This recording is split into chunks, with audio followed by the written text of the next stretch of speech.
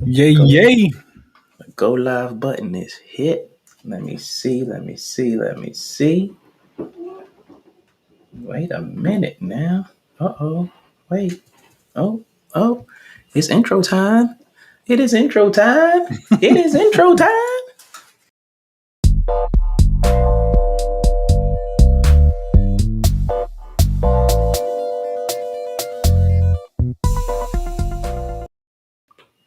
What's going on, ladies and gentlemen? It is King and I Life podcast. Yay, Hosted yay. by myself, Soul Touch of the Poet, and my man's in the house. Sun Soul X up in here. Yes, we in here. We are in here. We are in here. Welcome back, everybody that's joining us and all of that good stuff, bonbons and all that good stuff. Um, of course, you can find us on your preferred podcast platform, uh, YouTube, Instagram, Facebook, uh, Patreon. Like, subscribe and share. Yes, We yes. are live on Facebook, YouTube, Twitter. It should be live on Daily Motion as well. Um, and Sunsolex likes to tell you to hit us up where? At King and I 369 at gmail.com. Again, that's KINGANDEYE 369 at gmail.com. You want to Yes. send us a comment. You want to tell us how much you love the show, how much you hate the show, whatever the case may be. Do your thing. It's all good with us at the end. But Yes, yeah, indeed. But at the end of the day, we appreciate every one of y'all. for sure. Even the Um, haters. y'all keep us motivated outside of us motivating ourselves. But yeah, tonight's topic is very, it's kind of fitting. How do we as parents help our kids adjust to the forever changing world that we live in today? Um, Yes. we're gonna try to pull this off, but we would love for someone. Uh, if you want to jump in here and guest host with us, hit us up. Let us know in the chat or text something if you want to jump in and jump on this conversation, because we definitely was trying to get a female on this, because definitely would appreciate that motherly input on this topic. Um, but yeah, we're gonna stab at it and do what we do. For Um, sure. First and foremost, how are you today? I'm doing good, homie. I'm doing good. I've been rocking out with my little man for a minute now, but he's getting back on track for me, so it's all good. Yeah, How's boy, everything going your way?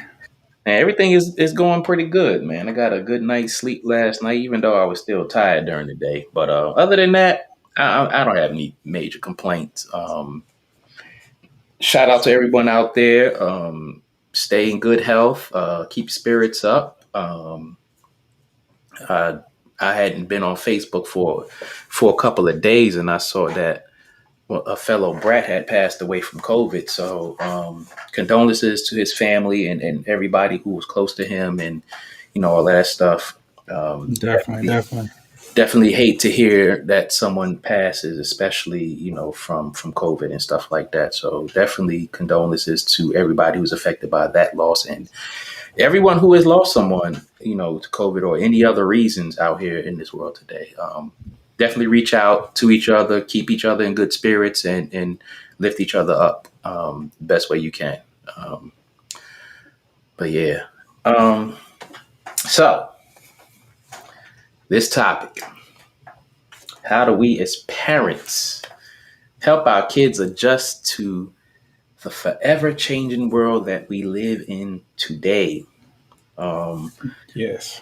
this world is different from what we had growing up. Um, a lot of aspects. Um, Now let's hover around that for a minute, because when we was growing up, we didn't have all that social media. We didn't Nope. have access to excess. We didn't have cell phones and all this, that, and the other. We had most of us had strict curfews that we had to abide by. Um, TV went off at midnight for most of us growing up. I mean, Mhm. kind of telling our age there, but TV went off and it wasn't all that ratchet TV, so we didn't have that to uh, affect our personalities the way they have it today. No, Um, so yeah, man. we had music videos. That was about the extent of it, as far as When like, they finally came out, yeah, that was like later years. But um, the peer pressure, as far as like consuming drugs, the most I heard about back then was like weed. So yeah, weed and alcohol. yeah, That was the most of it for most, yeah. but now it's a whole new ball game. Yeah, with a different kind of ball they playing with. I can't even play with that ball they playing with, man. I No, look, man, that look, but yeah, it's totally different, and I think as well as a lot of the youth are doing today. There are a lot of them out there who are just testing the system. And when I say the system, I mean every system that is available, the educational system, the parent system, the social system, the legal system. They are testing every bit of the system to the fullest extent. I know that we did. So I'm not true. even not even on here trying to talk like we angels out here, but um it's definitely different from when we was growing up. And I think it's more hostile to an extent for kids today. It is. It definitely is more hostile. Um, Again, with this whole social network thing, it used to be like when we were growing up, you got into a fight. That was it. That was the end of it. Like next couple of days, you probably was talking to the guy again, or whatever the case may be. Yeah. But now with these cameras, like you get your behind whooped, it Mm, stays out there forever.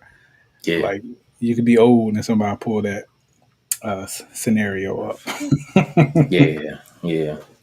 And before COVID, like damn, the year before last, I got to think, Mhm. 2019. Like I would ride the subway to work. I would drive, down to the subway, catch the subway down into DC. Um, and it was always rowdy kids on the subway. I had to ride the Green Line, and they said the Green Line was the worst.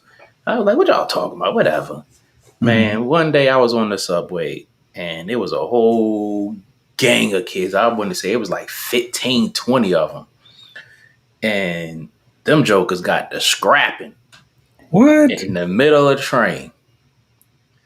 You had kids with cell phones. You had a big circle. You got kids standing on seats, and they had no regard for anybody on it. They was just going at it, and I mean, it was just ridiculous. I mean, I know that we had that happening when we was growing up, but I didn't see it when I was growing up, and to see it at this age in my life, I'm like, what on earth is wrong with these kids? Like, yo, man. That's definitely crazy because back when we used to get into fights and stuff like that, it's kind of like we wanted a secret place because we didn't Right. want anybody to break that uh, fight up.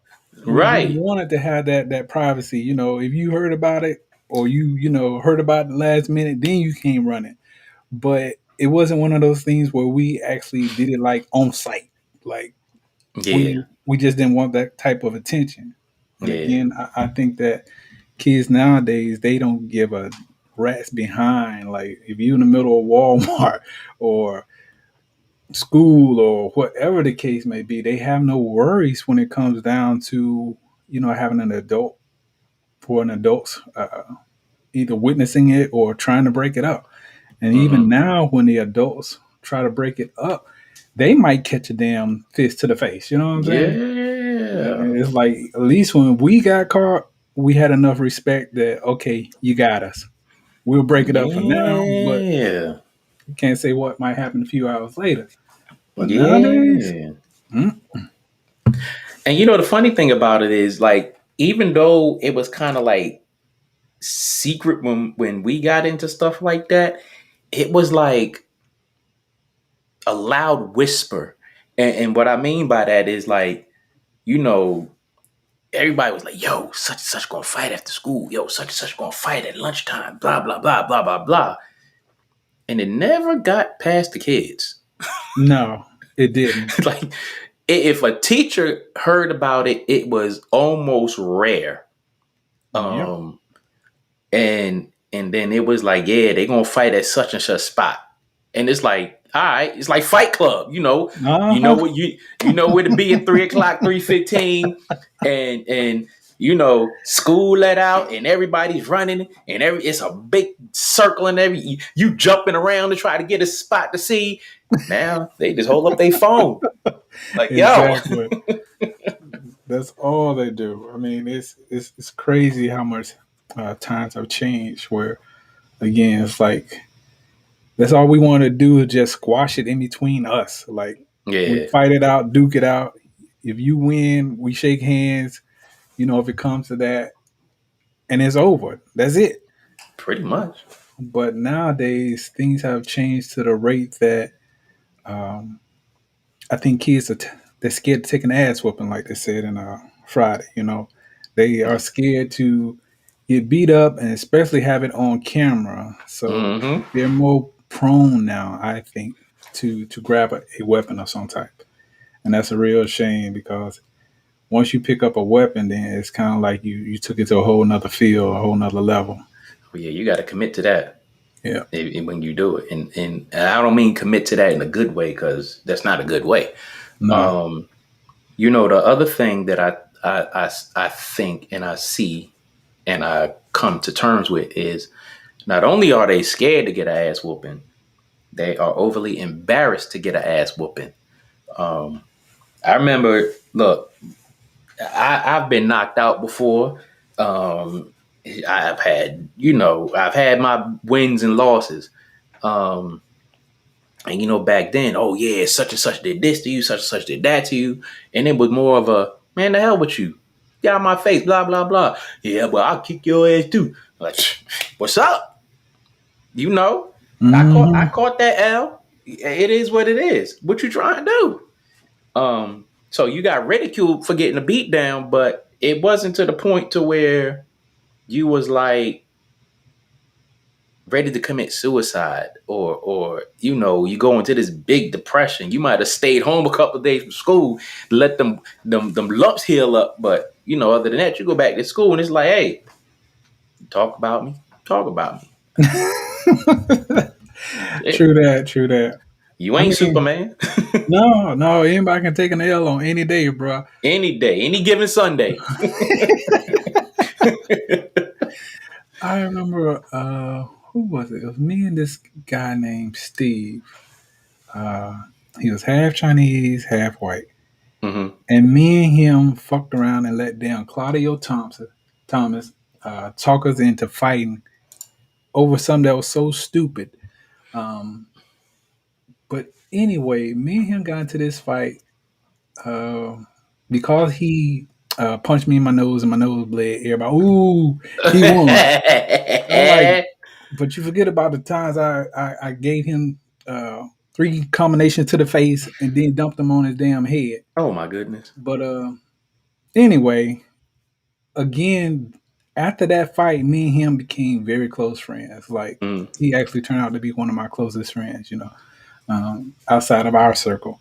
mm. But it's just funny now because you don't hear about things like that happening where they actually, okay, you got your shots, I got my shots.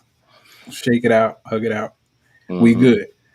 But nowadays, it's kind of like they coming back to your mama house, your auntie house, or whatever the case may be, and it's just like they don't know how to let things go nowadays. It's like Oh so, man, so, yeah, so you took an L. You're yeah. gonna take many L's in your lifetime. You just don't know yet. But it's just crazy. They don't know how to let things go nowadays. Yeah, that's crazy that you said that because, you got to be bold to run up to somebody's house talking about come outside and fight.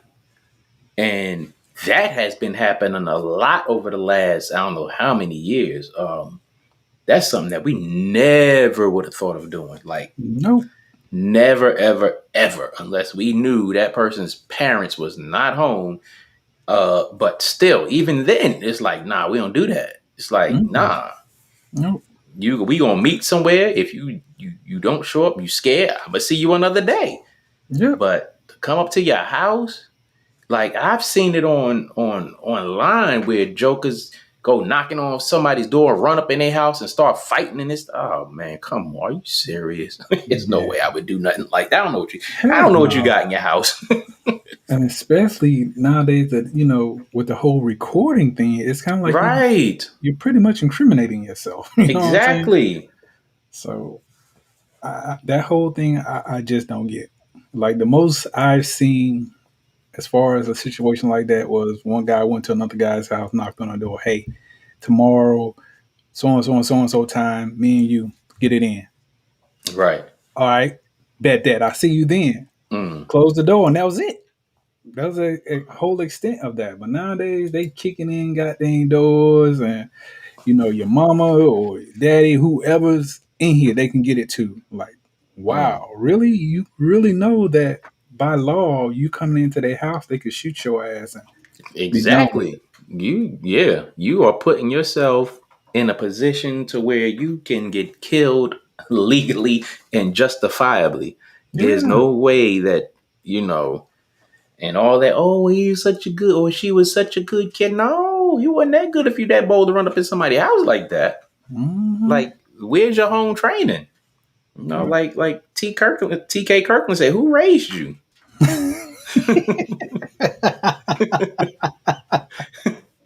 Hey, who raised you? Like, come on. Like, what if somebody came running up in your house like that? I Yeah. I swear, if my child ever got into a situation where they ran up in somebody's house and somebody retaliated and run up in my house, and I find out that these people is running up in my house because you ran up in their house, I'ma bust your entire head open, all the way open. You won't have to worry about this person that you fought. You won't have to worry about nobody else in school. Matter of fact, when I get finished with you, they gonna hug you and say, "Damn, bro, I'm sorry." Yeah, I definitely think that that's one of the things that's lacking nowadays with these some of these kids. I mean, like the ones who just no regards for anything or anyone, like Hmm. no respect whatsoever, no thinking it out or trying to be smart about it. It's just straight recklessness. Yeah, yeah, yeah. Um, yeah. I don't even know what else to say about it. I guess I'll save. What I want to say for when we get closer to the part of the conversation that kind of warranted a situation that happened not too long ago. But what role do you think grandparents play in this whole thing as far as helping kids adjust to this forever changing world?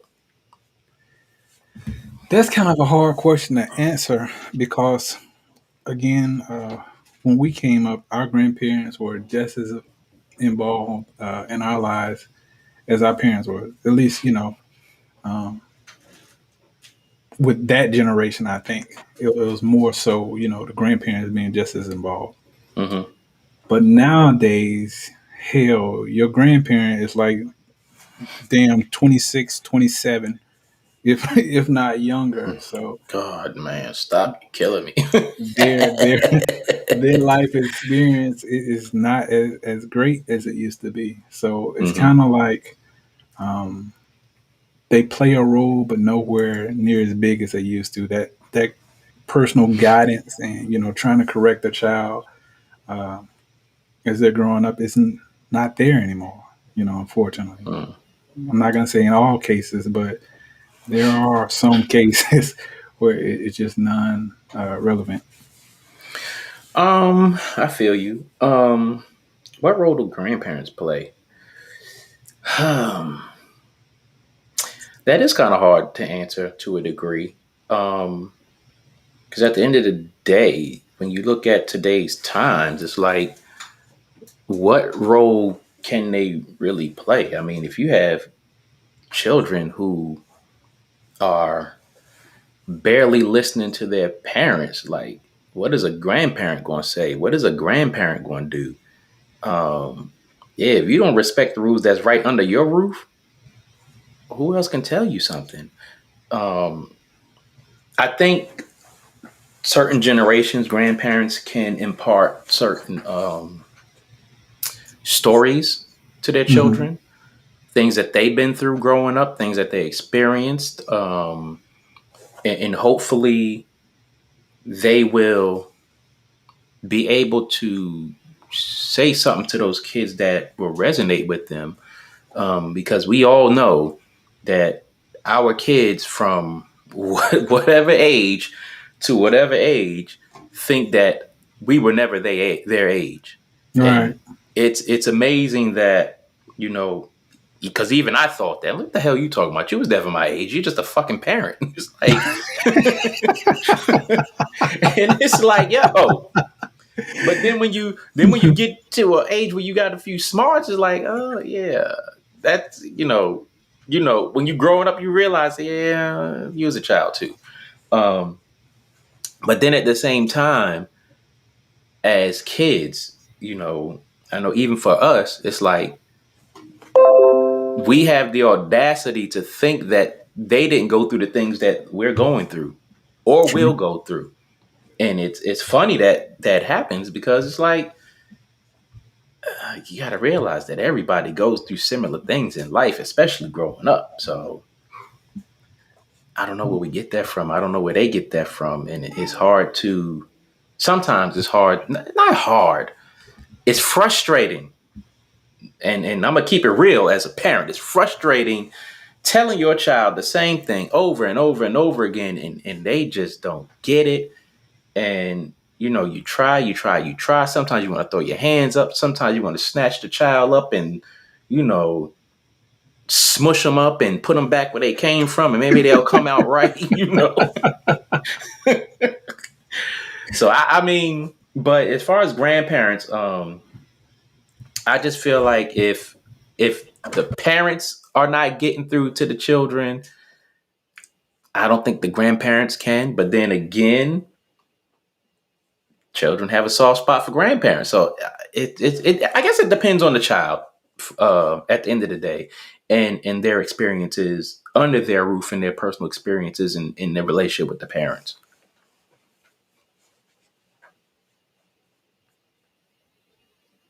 Oh no, daddy duties came. Oh Lord. But yeah. So I think that's where it's at with that one. But other than that, I don't think that we can totally hold the kids accountable for their roles like that. Definitely with grandparents playing a role. But let's The whole see. pressure of what grandkids or grandparents go through nowadays is completely, totally different than what our parents had to experience. Um, Again, they to a certain degree they have a little more pressure on them than what our grandparents did, and I simply say that because with the rising cost of freaking trying to live nowadays, uh, the more pressures and demands that come with these jobs that we have nowadays. So I definitely see how the pressure is a little bit more different than what our parents had to go through or grandparents Hmm. had to go through. Yeah. So Lisa says something very interesting that we probably didn't think of. She says some grandparents these days definitely don't play the same roles as they did back in the day.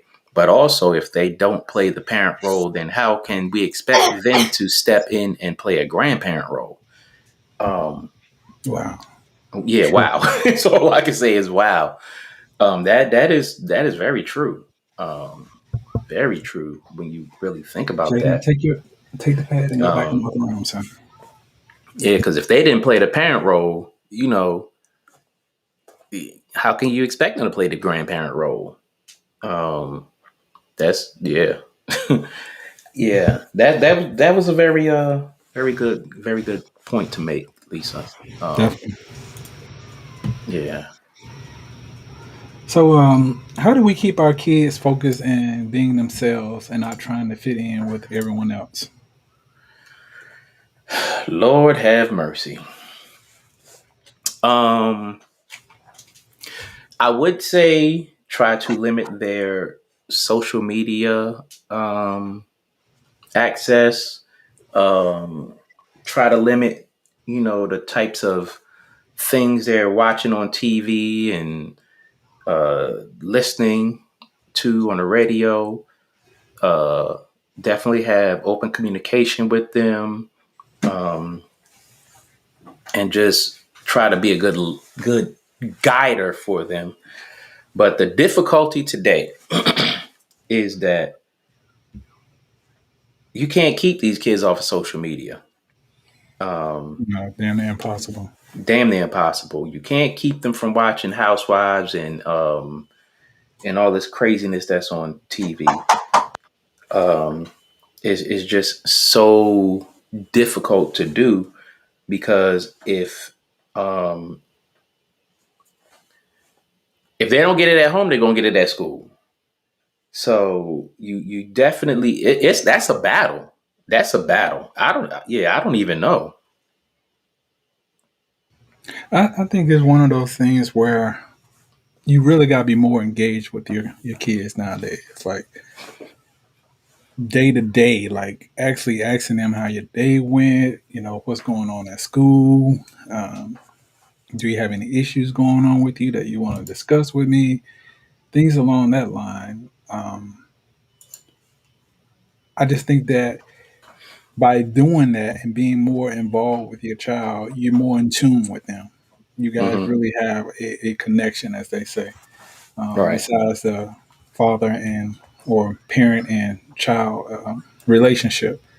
Because with the pressures of nowadays, it's again, it's so overwhelming for kids. Like again, with the social network sites and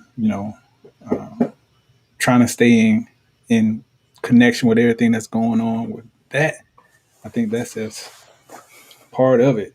That's why you got to be more involved with your kids than previous generations. Yeah, and Lisa was pretty much saying what we were saying um, about that. Limit the social media, phones, game systems, etc., and blah blah blah. Definitely spend quality time with them, but you know, we all can agree on that. But the problem with some of that is um, these kids seem to soak up peer pressure, so to speak, from the strangest of places. True. And I say that because you can have a child who grows up in a nurturing home where they're given love and attention and all this and all that. And then they say something to the effect of, um, I don't like expressing myself. And it's like, well, where the hell did you get that from? Um, He's like, where do you get that you don't like expressing yourself? Where did you learn that from? Where did that come from? Because in this house, as you were growing up, you were always expressing yourself. Um, so that part right there is kind of mind blowing.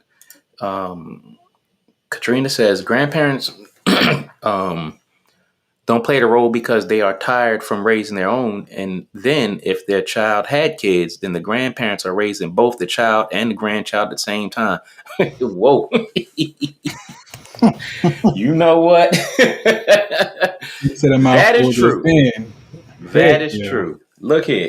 There are so many people out here who are parents, and for whatever reason, you know, they child thought they was grown at 18, 19, 20, uh, you know, whatever age, and they still learning how to wipe their own ass, go out here and make kids, have children.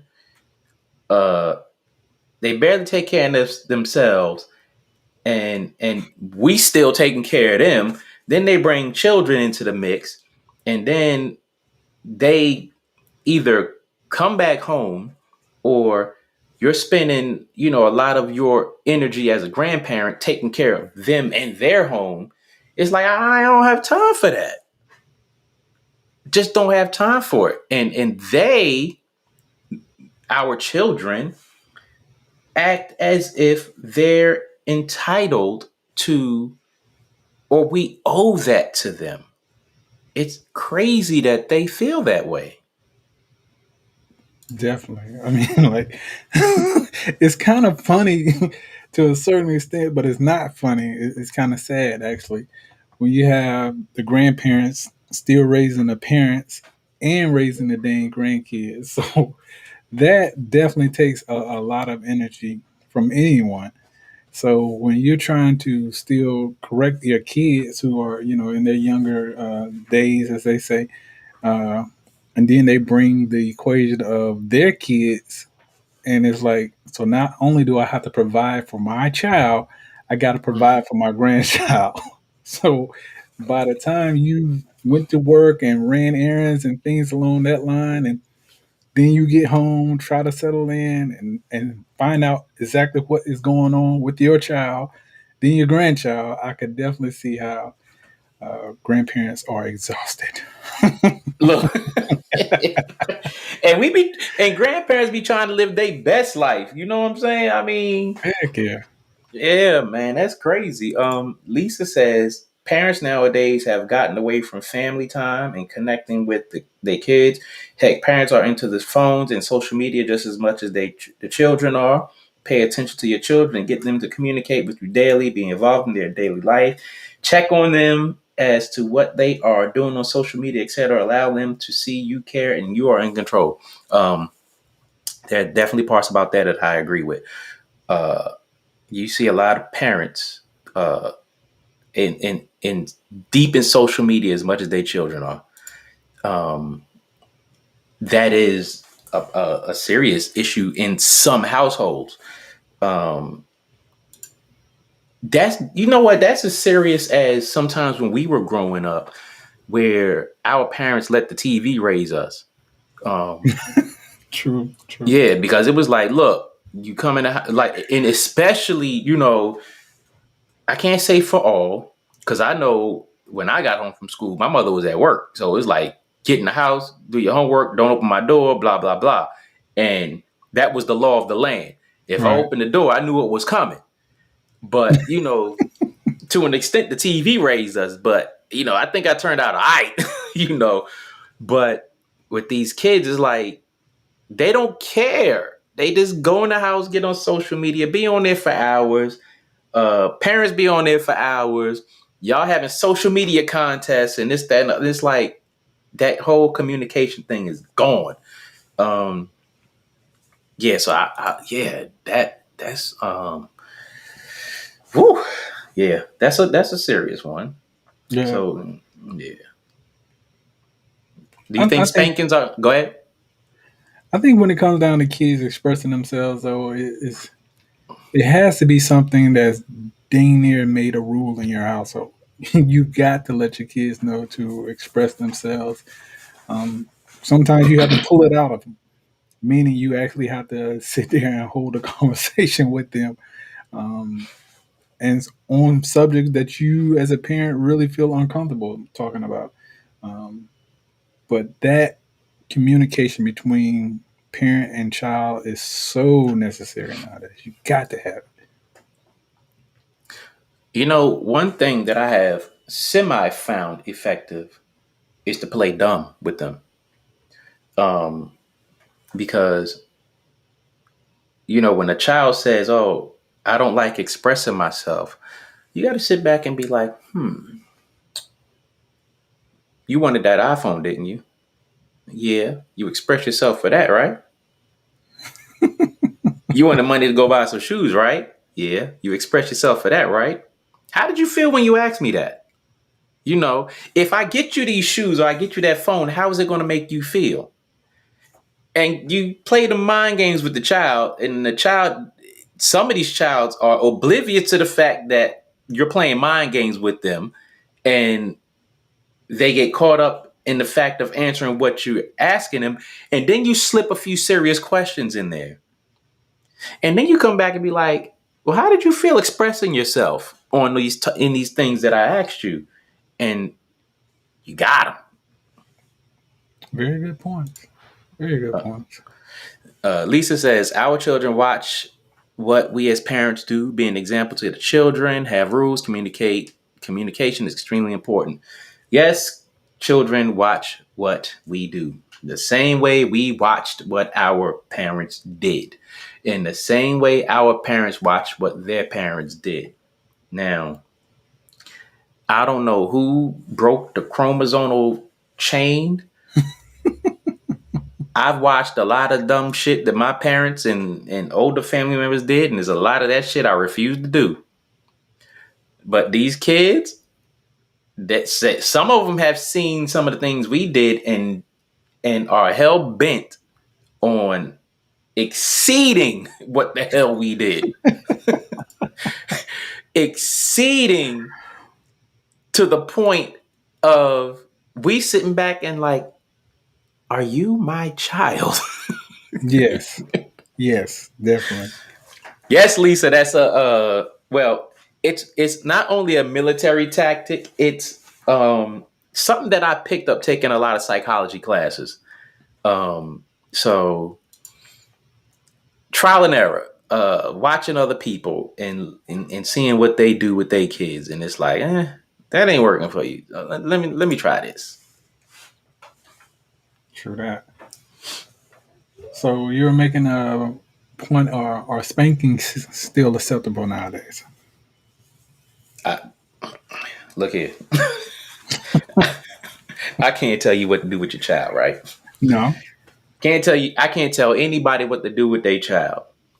But if your child pushes the envelope to where you need to lay hands on them, you gotta do what you gotta do.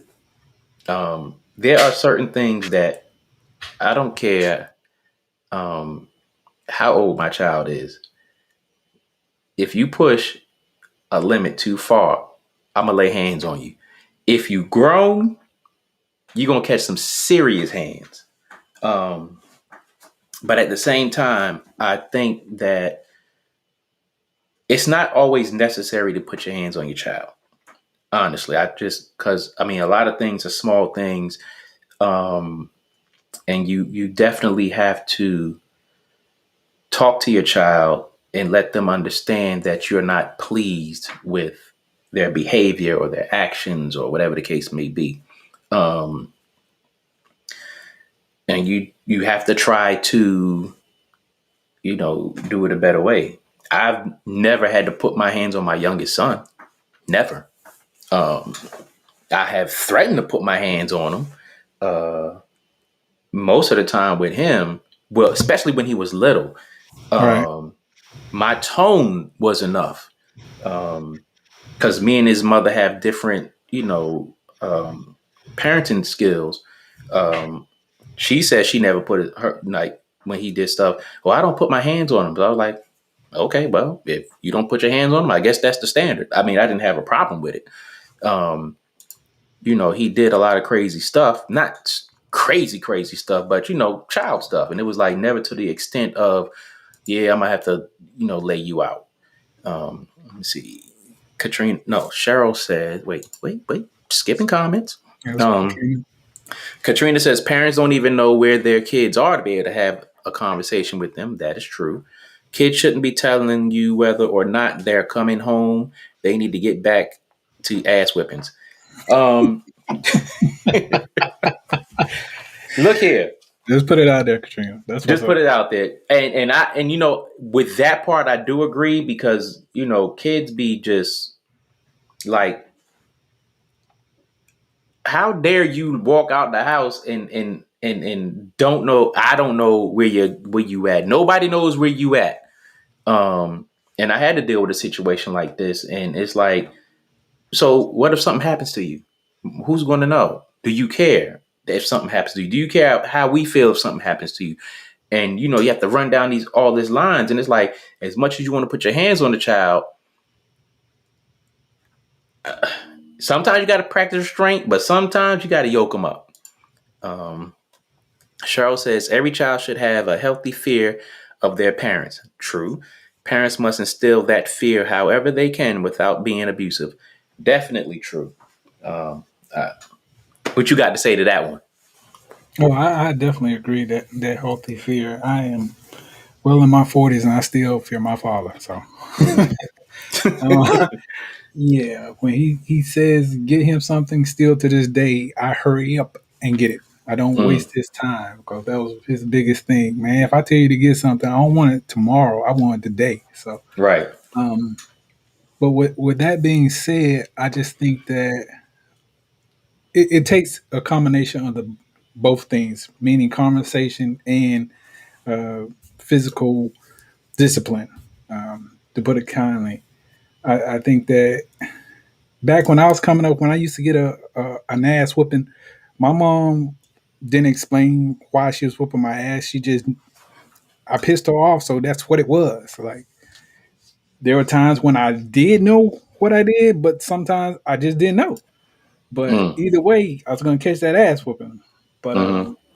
I just think that nowadays, uh, as raising my child, I try to have a conversation with them first, let them know, hey, this is what's going on. This is what's not acceptable, and this is why you are receiving disciplinary actions. Uh, Mm-hmm. I think that would go so much further, especially nowadays with kids. When you explain to them, where they went wrong, and it's not that you're just giving them a whipping to be giving them a whipping. You're trying to teach them, discipline is necessary, and it's going to be one of the things you need going forth in this life. Mm-hmm. So the conversation, it definitely helps a child to understand. Okay, so this is what I did wrong. This is what my parents find unacceptable. So the conversation is kind of like a reinforcement to go along with the disciplinary action. Um, let me see. Katrina had another comment before I jumped into what I was going to say. She said parents are afraid to whip that ass because they don't want to go to jail. There's a difference between whipping and abuse. Um, True that. that one that stands out because I remember the first time that I ever heard of a child calling the police on their parents because they got that ass tapped. Um, if you wrong, and you get that ass tapped, you wrong, you get that ass tapped. Just straight out. Um, but yeah, parents are scared. Um, and not to play the race card, but it was mostly not black kids doing that. Now it's like black kids do that like it's nothing. Um, they challenge authority, challenge parents, and all of that stuff, and it's just crazy that they do that. Um, I know for me, I would never in a million years, ever in a million years, threaten to call the police on my mother or anybody in my family who was telling me, "Hey, you doing wrong. Hey, you need to do this or you need to do that." Calling the police, or or even running to school telling, "Oh yeah, my mother hit me and did." Nah, hey, there's no way I would do that. Heck no, that wasn't even an option. Like you Mm-mm. knew the consequences Yeah. behind that. Like, okay, so one, being in the military, that Hmm. falls back on your parent. They're gonna get discipline from above them. Well, So of we course, kind of didn't know that back then. well, I did. Oh, I I didn't. definitely So it's kind of like one of the things where they say Dookie rolls downhill. Believe me, Mm, you were going to catch it sooner or later. So that's one of the things I figured out very fast. When something happens and he mm, catches slack for it, then guess what? You're gonna hear about it. So mm, I definitely didn't even think about. Nope, I keep it to mm. myself. Yeah. Yeah. Cheryl says if you start disciplining your child at an early enough age, even at 2 or 3, a little tap here or there, by the time they are old enough for conversations, they would be too scared to do most things they would be disciplined for. Yeah. Heck yeah. I mean, Yeah. I remember days where my mother had this look, like she could give me this look, and I instantly knew you better straighten up because you Mm-hmm. already know what's going to happen behind that look. Mm-hmm. You may be able to scave it off a little bit if you act up, or I mean, act right now. But if you keep on acting up, it's a sure way game is going to be over when you get home or in a car. Like Mm. she wouldn't even wait till you got home. Like Oh you're yeah. going to Reach be, back. oh Blow. heck yeah, like game on, son. So Oh yeah. Oh yeah. And then Katrina says, back in the day, your neighbors could whoop your ass. Then when your parents got home, you got another one. Back then, the village raised a child. We're gonna get to that. heck We're yeah. gonna get to that point. Yes, we are. We're gonna get to that point. Soon enough. We're gonna get to that point. So Um, what are the biggest hurdles our kids face that we didn't have to deal with when it comes to when we were growing up? Like besides social media, we know social media is the biggest thing. But besides that, what do you think? Nothing. And I say that because watching a lot of kids having children at the age of 15, 16 years old, I would have to say most of the struggles that I have seen that they have that we didn't have, they for the most part bring it on themselves. Um, and I say that because like they choose not to talk to their parents for certain things that they need to talk to their parents about. They choose to be engulfed in social media and let that corrupt their brains. They choose a lot of things. So I would say if they act like they had the common sense that they was given, that they were brought up with up until the time that they started feeling themselves, a lot of those problems wouldn't exist for them. Um, Cheryl says, but had you not gotten tapped, would that have gotten the same response? Look here, I got tapped plenty of times. And the things I got tapped for, more than likely, I did not repeat. Um, but I would have to say, as I got older, I kind of was like, damn, I'm such and such a, but yo. But the major things I was told you better not do, or I'm gonna bust your ass. For the most part, I didn't do. Um, and that's just what it is. Uh, Electronics. I don't know. What are your thoughts about electronics as far as hurdles that kids have today that we didn't have growing up? She basically went in my mind and took that thought out because I was going to say that I think that all these electronics and games, things along that line, they're so much more acceptable to kids nowadays. Mm-hmm. Um, I mean, when you see grown parents driving with their kids with this Pokemon back in No, the stop, day, trying to get points and things along that line, stop! You're killing me. that blows my mind. It really do. Like I had a You're coworker killing of me. mine that was so deep off in that. Like we at work and he's like, "Wait a minute, go in this parking lot right quick." What? Killing me, man. You are killing me. But the games nowadays they're so much more violent. Like Mm. this Grand Theft Auto and things along that line, that when we were coming up was not even, no way in the world were you gonna find that on a game. It Mm. just wasn't gonna happen.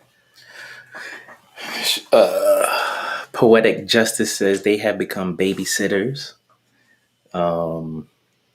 And then Lisa says she agrees with that.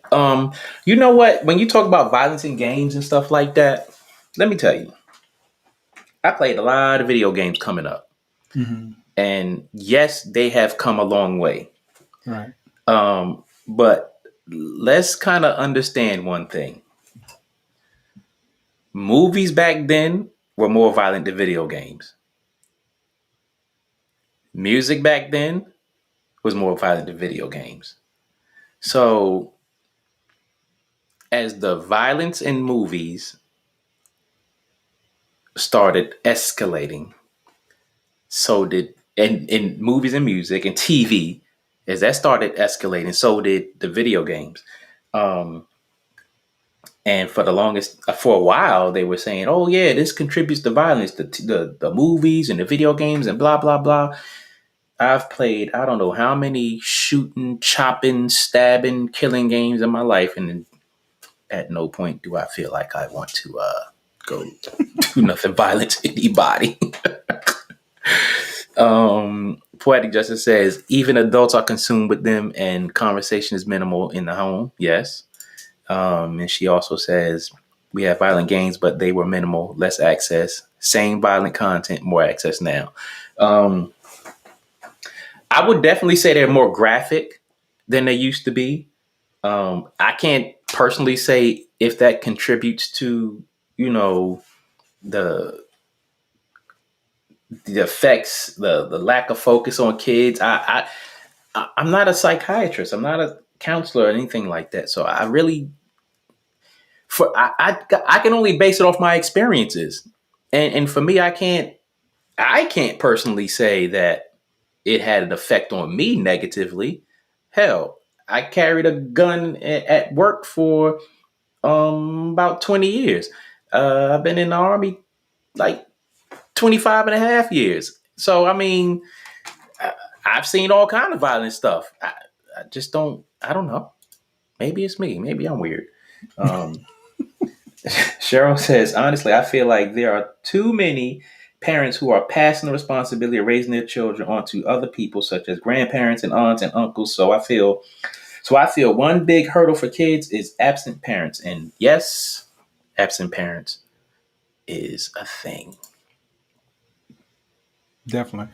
I mean, with the video games again, how you're saying, back then we had violence in movies, some television, but it was nothing, nowhere near what it is now. Like the Mm-mm. average damn television nowadays has so much violence, and this so-called reality TV really isn't damn reality TV when you got people, fighting each other to play this role. But when it comes to the actual video games, I think back then kids were to a certain extent more understanding there's a difference between reality and these damn video games. But these kids nowadays, because they play them so much and they're on them like 24/7, I could see how the parallels, you know, might change there a little bit. Mm-hmm. And Yeah, again, I not trying to make excuses for them, but I could definitely see how it's a little bit more tougher mm-hmm. nowadays without the true understanding of these damn games. You know, not even the violence. Let's just talk about the distraction of how sexual TV is now. Right. Um, yes, we had teenage pregnancies growing up. I think every generation has had teenage pregnancies growing up. But in this era over the last let's just say 20 years, it's been Hmm. so sexual. Even a damn a tampon commercial is sexual. Um, a underwear commercial is so sexual. Um, Yep. Ice cream commercial is so sexual, um, and it's plastered everywhere. Um, Remember, like last week when we was talking to Jerry and we asked him about, romantic scenes in on if he would ever do one, Yeah. whatever the case may be. And he was talking about how back in the day, you give the fake kiss on TV. You don't see the fake kiss anymore. Like if you paid attention to TV back in the day, it was all yeah, like he was saying, it was that Now you tongue diving down somebody's throat, tickling the back of their, yeah. Tonsils. Like seriously. Poetic Justice says Easter Bunny commercial. Even Easter Bunny commercials are sexual. Like Yeah. everything is sexual. And to even jump back on video games are sexual. Like, yeah, it's ridiculous out there in them streets. Yeah. I'll say one more thing about video games. Um, a friend of mine introduced me to the whole headset thing, like the space goggles or whatever. Mm-hmm. And man, I played it for like 2 hours.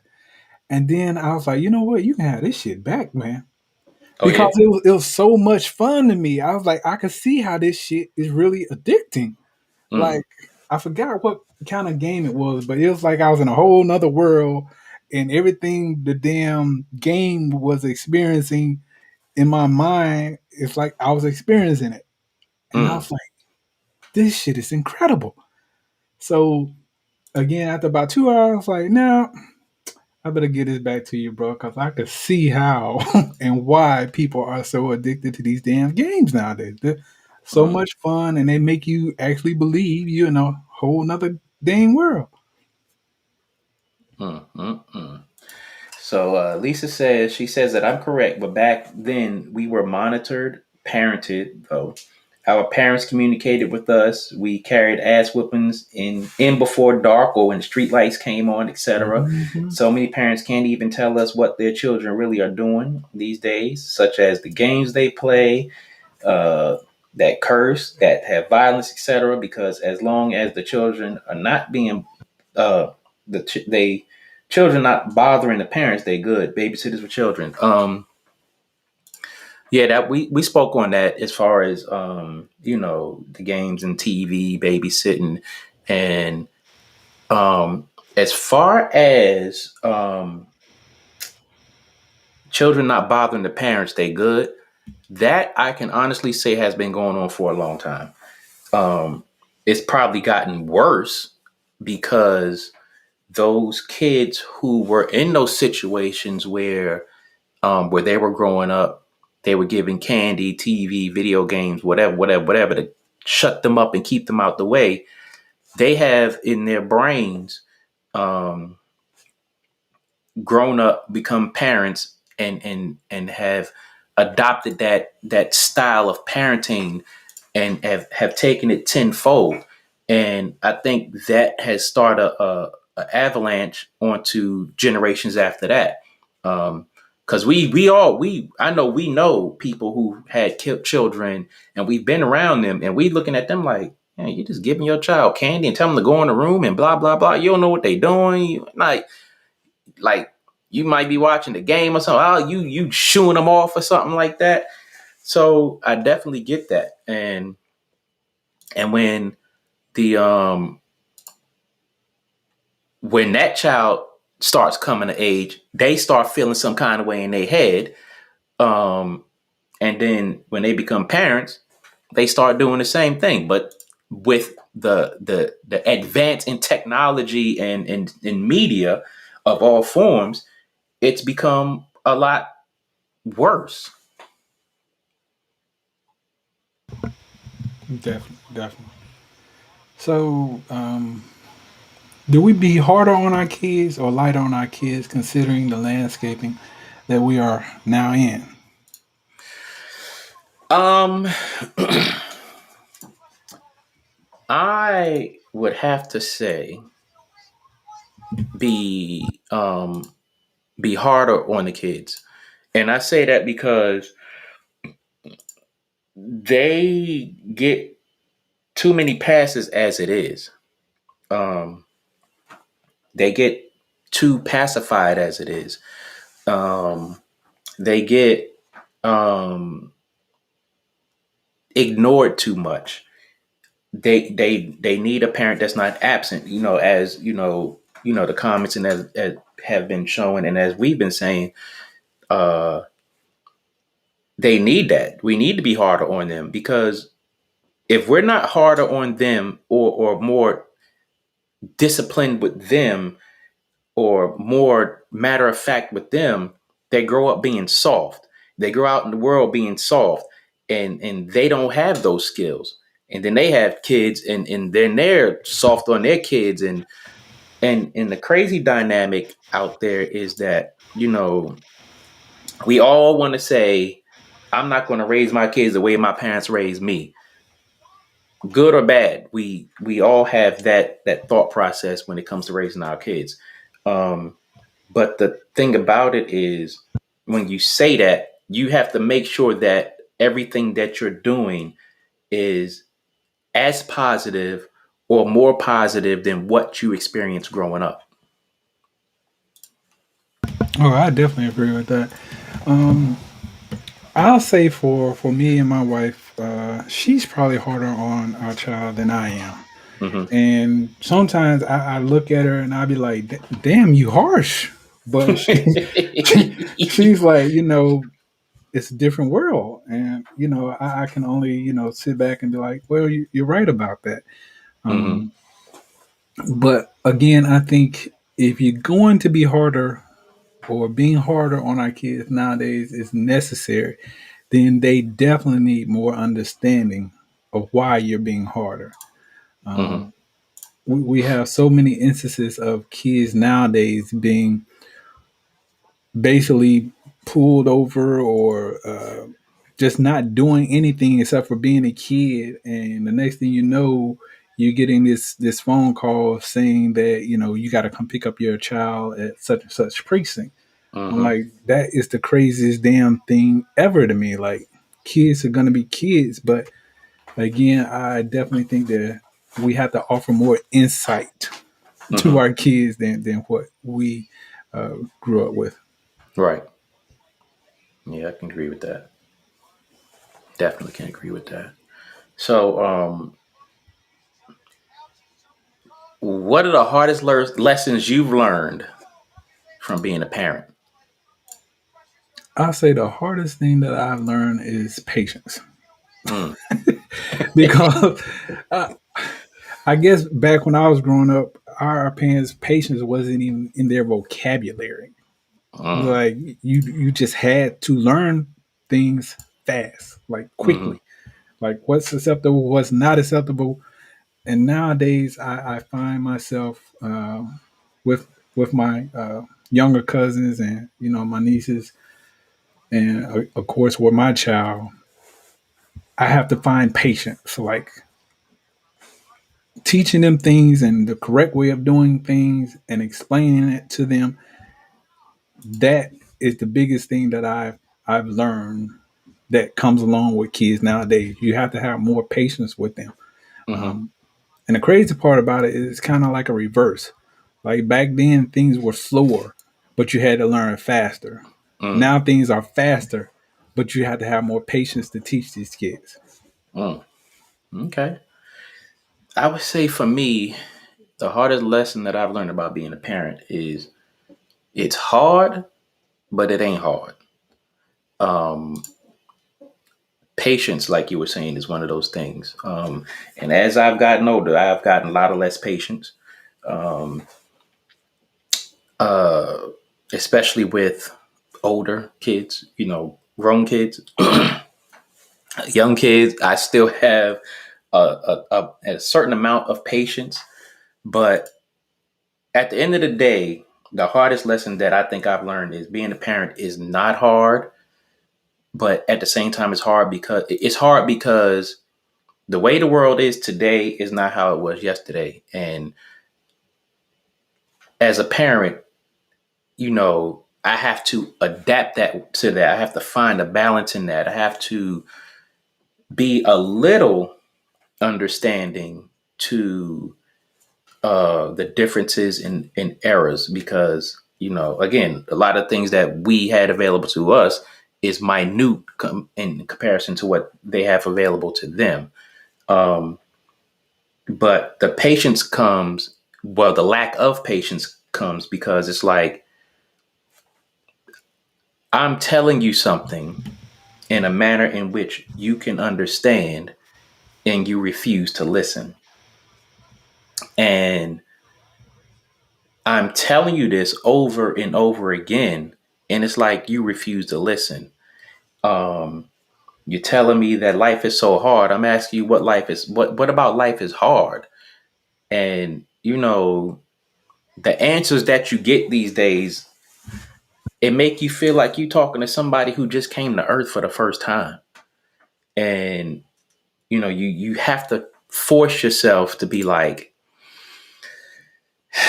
you know what? I have a blockhead child that I'm talking to, and I have to understand that this is a blockhead child. Um, so I think, yeah, I think that's the hardest thing about being a parent. Um, the other thing that I would say, um, one of the hardest lessons that I've had to deal with as far as being a parent is that at whatever point in that child's life, that child is going to do what that child feels is best for them. And as a parent, that's a hard lesson to learn, and that's a hard fact to face. Oh, definitely, definitely, I feel that. Um, Again, growing up, I would say my mother was a kind of a protective parent because there are a lot of things she was trying to teach me once I got old enough uh, to actually understand to a certain extent. Um, she was trying to teach me then, but I'm like, Hmm. if that's the case, you should have been teaching me this shit when I first started walking and talking. Hmm. Uh, so it was kind of like a pushback for me. Like, how in the hell am I supposed to learn if I don't experience anything? But lo and behold, those lessons that she was trying to teach me then that I've insisted upon, let me learn myself. I wish I would have freaking learned from her. Hmm. It would have took so many years and so much cost of pain to learn these things um, off of my shoulders, as they say. But I definitely feel you on that. Kids will definitely do whatever it is they feel they want to do. And again, I get the whole thing of wanting to learn on your own, but it's so much easier when you pay attention when your parents trying to teach you.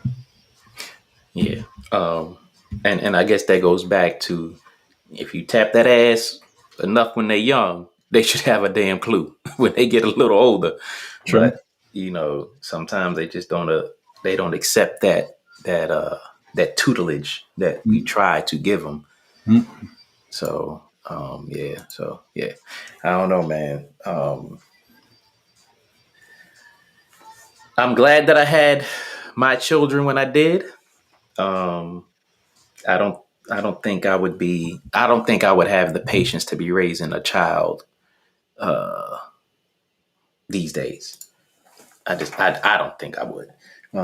Cheryl says parenting is one of the hardest jobs you'll ever have, but we as parents and as a society are sending kids mixed messages. On the one hand, we tell them it's not okay to walk around as young ladies looking like a tramp, but we buy them trampish clothes. Um, we tell them it's not okay to be disrespectful to adults, but that's what is modeled in the household between adults. We tell them not to become sexually active, but we expose them or allow them to be exposed to all kinds of different sexual behavior. We tell them, we tell our young men to respect women, but what they see from their fathers, uncles, and homies is anything but respect. And parenting doesn't end at 18 or 21. We as parents need to model behavior throughout our lives that our children, young or old, can learn from. What you Well got on said. that? Well said, Cheryl. Um, I basically agree with everything that she's saying. Again, we're in a generation where we want young ladies to carry themselves a certain way, with dignity and pride. But every time you turn around, you're seeing something on a TV where we see these music videos um, where the B word is way thrown around more than what it should be, not even Hmm. thrown around. But we got that, and then we got females dressing scandally, as they say, with the IG and Snapchat and all that. It's like it's damn near everywhere. You can't go anywhere without seeing again some type of sexual content. So it's kind of like you're trying to teach them one way, but they see another way, damn near 360 all the way around. Hmm. When it comes down to men, I think, or young boys, it's definitely a situation where we definitely, as men, have to take more control of our younger men and guide them better than what we were guided. Because the reality of it is, sex is the number one seller, as they say, when it comes down to commercial. And we got these young men being way more sexually active than what we were, at their age. So it's kind of like you got these kids coming up 12, 13 years old being fathers. Like Hmm. back then, that shit was very rarely ever heard of.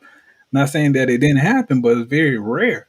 But nowadays, it's kind of like every time you turn around, you heard about so and so son. Yeah, he got him one on the way. It's just it's crazy to me how big of a difference the worlds that we live in now is. Yeah, and I definitely agree with everything Cheryl was saying. And that's a plug to next week's episode. Next Wednesday, we're going to be talking about why women complain about being sexualized, but uh, doing all the social media challenges. Um, that's next week. But yeah, I definitely agree. Um, you know, man, it's just.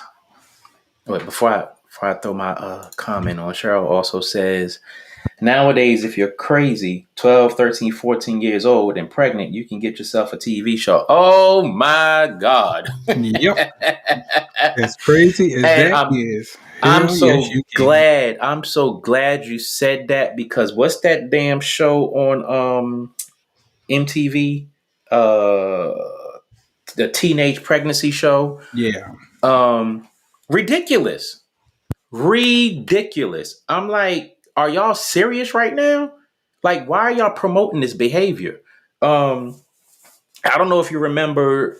Oh, how long ago was this? I can't remember how long ago this was. I think it was like 10, 15 years ago, maybe something like that. But it was a whole school somewhere where all the girls was getting pregnant. Um, and it's like, why? yeah, it was some type of like Um, little challenge they had, like to get pregnant. yeah. Like, are you freaking serious? Yeah, but and the thing about it is sometimes with these kids, it doesn't matter what we teach them at home. And let's just say that we're teaching them, you know, to grow up to be respectful of themselves and other people. The crazy thing about that is we can monitor, as we said earlier, we can monitor whatever they watch on TV in the house. We can try our best to monitor what they're doing on their phones. I'm talking about our children. But when they go out that house, you know, other parents don't might not have those same values as you. They might Mhm. not have, the same expectations that you have on your child. And your child may look at you like, oh, damn, this is so restrictive, blah, blah, blah. I go over here and this child get to do this and this child get to do that. And they don't come home and have a conversation with their parents as, I was at such and such house and they parents let them do this, that, and the other. Um, One or two things happen with that. Either the child doesn't say nothing, doesn't say anything, or the child comes home and tries to have that conversation with their parent, and their parent zaps out on them, and that caused the child to rebel. So that goes back to what we were all saying. You have to communicate with your child, um, and yes, you have to be a parent. Past 18, past 21. Um, at the same time, one of those hurdles as a parent is you're still trying to be a parent to your child after the age of 21, but you're trying to be a parent in the sense of, hey, I've been where you've been. I see where you're going. Let's have a talk, adult to adult. And these kids don't want to hear a damn thing you saying.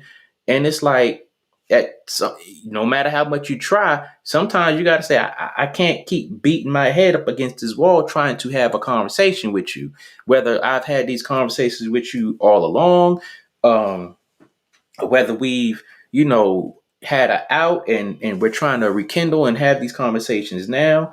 It's just crazy that um that it's like that. And as far as, the women out here who are you know, you don't want them dressing like tramps, but they look on TV and this, that, and the other, and that's all they see, and that's what they want. Or um you see the dudes out here, running around with 3 and 4 chicks and have 7, 8, 9, 10, 12 babies all over the world. And, and people are holding this person in high regard. So your child is looking at that like, oh, damn, I got to be like that. Um, so, I mean, it's, yeah, I don't know, man. Katrina says, once your kid walks around out the door, we have no control on what they do in the streets. We don't. We really don't. We don't have any control on what they do in the streets. Nope, not at all. Hopefully, hopefully we've had enough conversations and they value what we're telling them to the extent of when they go out there in them streets, they act accordingly. We can't always count on that. We can't always bank on that because they for whatever, we've all been through. We all feel like, our way is the better way. And we don't want to listen to a lot of parents until we fall on our ass. Basically, what it comes down to. So, values and morals. You think every child needs to be taught what values and morals should we be teaching First, these kids now? first, first, first, first, first off the break, respect. Um, I would agree with that. Respect. You instill respect in your child at an early age, and you keep pushing that respect. Hey, they should they should grow up, or move through life with a respect, and respect for adults, respect for authority, respect for people that you don't know,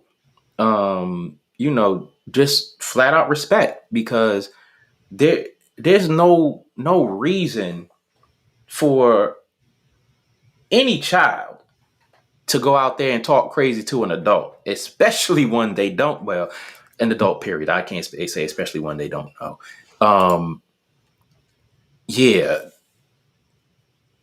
that's the biggest one that I got. And Cheryl says respect for themselves. That too, definitely that too. I mean, Thank you. just respect overall. Thank you, Cheryl, for stealing that one. Well, yeah, that's basically, I was just going to say that same thing. Respect, but respect for themselves also. Um, the biggest part is when you teach a child not only to have respect, but respect for themselves, they'll learn to carry themselves in a certain, way or certain manner. It's all Hmm. good. I appreciate it. You just helped me out. Yeah. She says so sorry. No need to apologize. No, none at all. But But yeah, uh, respect. Damn, I don't. That just, for me, that covers it all, because once you have that respect, also pride, dignity, um, I, uh, I'll definitely say think for yourself yeah, think for because yourself. peer pressure is a mug nowadays. So you definitely gotta be on point with thinking for yourself and Hmm. being able to do the right thing at the right time. Yeah. Meaning, although these are your friends, if they about to get into something that you already know is going to lead to a messed up situation, you got to think for yourself. You got to go Hmm. your own way.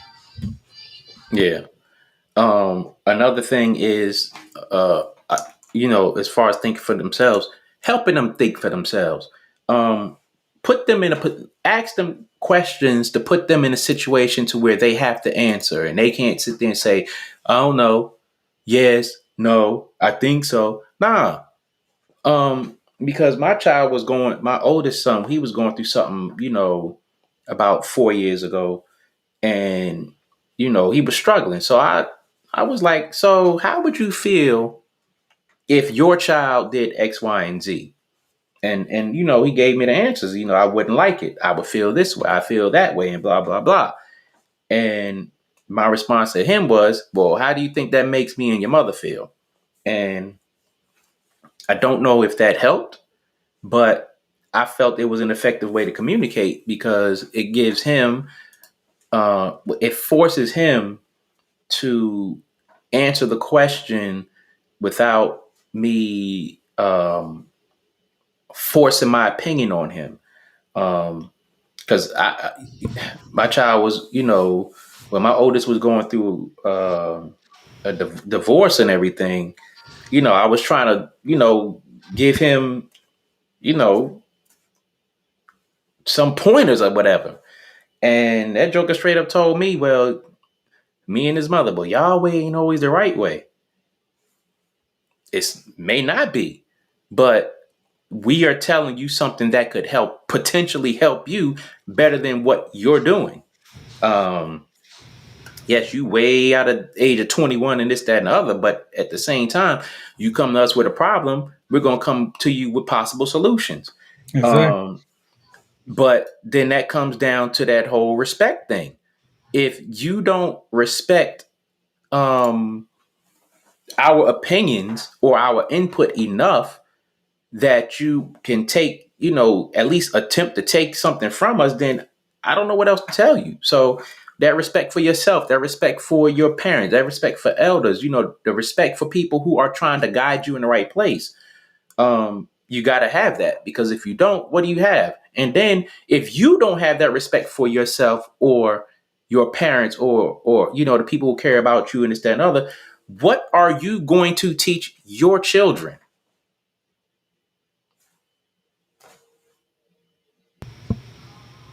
Katrina said, not only respect, but they should also know their self worth, their abilities. That really, that's a big point right there. Self worth is right in line with self love. Hmm. You can't love yourself. How in the hell can you expect to love someone else? So, Yeah.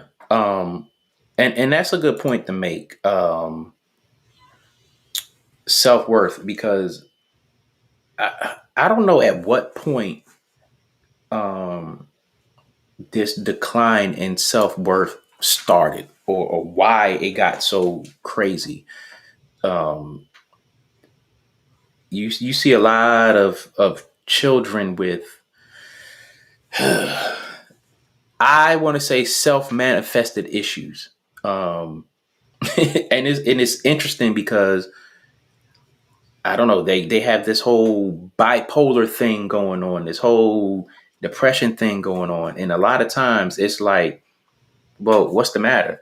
Oh, nobody cares about me, and it's like, where'd you get that from? And their answer is, I don't know. What do you mean you don't know? Why do you feel like that? I don't know. Well, when do you start feeling like that? I don't know. What do you mean you don't know? I mean, you don't think you're important? Like, um, do you think we love you? Yeah. So I mean, you have to give a better answer other than I don't know. right. Um, and as far as their abilities, man, if you pull your head off of social media long enough to try something different, you will see that you have more abilities, more potential, more self worth, more self love, more respect for yourself and others than you could possibly imagine. but your head is so stuck in social media. Yeah, definitely. I mean, again, I think that energy as a parent that you give off to your kids, that right there speaks to them a lot. Like, again, when I'm around my nieces or my younger cousins or my child, my energy instantly goes up. Like, Mm-hmm. I make it a point that my energy has to go up. They have to know that I'm excited to be around them. And Mm-hmm. I think that that's one of the things that help me connect with them is I'm always excited to see them. I'm always, fascinated to see what's going on in their lives and hold a conversation with them about whatever, whether it be sports or a little girl or a little boy that they like or whatever the case may be. Um, but I think that that bridges the gap a little bit there. When you give Mm-hmm. them that positive energy, it definitely makes them respond to you a little bit better, I think. Yeah, yeah. My daughter, um, like, and the one thing you have to instill in them. Look, I understand that you in the social media age, but I'm gonna need you to talk like you got some sense. Cause she will send me text messages, and although I know what the little abbreviations are, I'm like, I need you to speak English to me, like literally, like you know how they shorthand words and the three letter. Nah, don't talk to me like that. Yeah. Because you have to instill some kind of like something in them to let them know, hey, you look, you got to grow up. You can't do that. Like you stuck in this whole social media zone. You got to break out of that because at some point you're gonna have to start making some hard decisions in life, and that route is not gonna work for you, and you got to break out of that habit before it's too late. Um, but before we get off of that, I don't know if you familiar with the I think she was 15, 16-year old who got shot by the cops the other day. Yeah, the thing about it is, I saw it and I was like, "What in the hell? How do you shoot a child, especially a female child? Like, there's definitely something wrong with you in your head. I don't give a damn what the circumstances are. Like, I didn't get all the details of it, but they said from the information I got that she may have had some type of weapon on her or something. But Hmm. still, it's a 15-year-old child. You're an adult with a damn all kind of guns and stuff. Yeah. So before I answer that, Cheryl says, "Whose fault is it the kids are spending so much time on social media or playing video games? Who is raising who, and who is running the households? The kids or the parents? We are parents, not limiting access to social media." To answer that, um, we can go back and forth on that one. Again, you know, we can limit whatever our child does in the house, but when they go outside, um, it's kind of a different ball game. Um, of course, currently with current smartphones, you can definitely block social media and limit the amount of social media your child has on their phone. Um, that is something that I do with my daughter. Um, she like on the iPhone, you got screen time, and I think if I'm not mistaken, uh, when her screen time is turned on, she can only be on Instagram for probably like an hour or something like that, and she'll be sending me requests for more time for Instagram, and I deny, deny, deny. Um, she will send me requests to download games and stuff, and I'll be like, let me see what this game is. Yep. Deny, deny, deny. Because I know on that end, I can control the social media and the games that she has access to. Now, when she's out with her friends or at school or whatever, I can't control that. Um, I can't. But getting back to the young lady that was killed, um, I have two issues with that. My first issue is um, that was a 15-year-old child, whether she had a knife or not. Uh, she didn't have to be shot, especially being that there was more than one officer on the scene. There, she did not have to get shot. Um, at the very least, at the very least, um, and I'm going to say, because I was a security police officer for a long time and I've been in the Army for 25 and a half years. That child did not have to get shot to de-escalate that situation, period. Especially with more than one officer on the scene. All y'all had to do was, you got 2, 3 officers on the scene, maybe 4. You over here, you over here, you over here. She can't slash at all of us.